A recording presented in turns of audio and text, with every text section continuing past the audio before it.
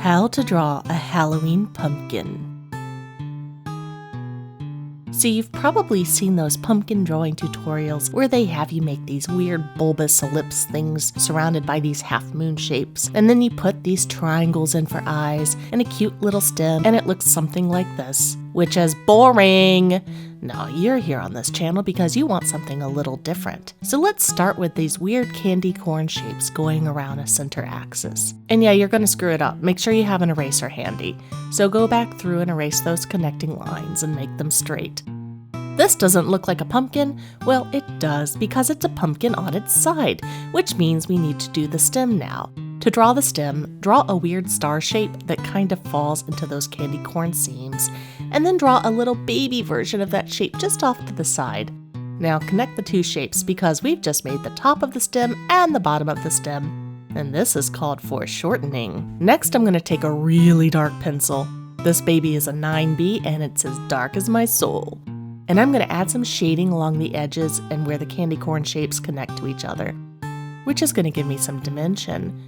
And warts, because let's be honest, this is the kind of pumpkin I would pick out.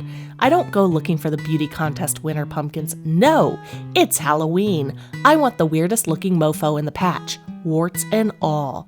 Besides, I think it's important to represent all types of pumpkins in pumpkin drawing tutorials. I know some of you see Halloween as an opportunity to dress all sexy and stuff, and I say screw that. If you want to be sexy all year round. Don't wait for Halloween as your excuse. Halloween is the time to disguise yourself so the spirits won't recognize you and bother you, not because you want to bang them. So yeah, I got warts on my pumpkin, and you can too, if you'd like. Okay, let's talk about eyes for a minute, specifically triangle eyes. You can do your standard isosceles triangle eyes you see on most jack-o'-lanterns.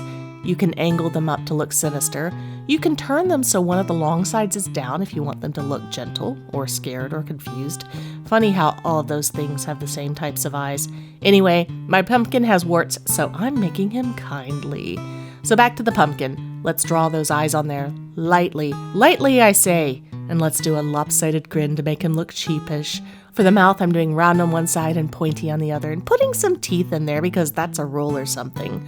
Oh, it's like it's his first date with death. I mean, he will rot soon. Oh gosh, just shut me up. Now let's add some perspective. We're going to make his nose the location of the vanishing point. Just go with me.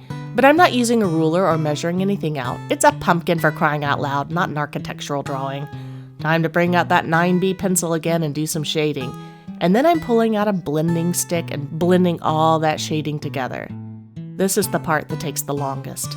I'm not touching those warts. They don't need any extra help because they're just beautiful the way they are. And I think we should decide on a name for this guy, right? He looks like a Mueller, like the noodle.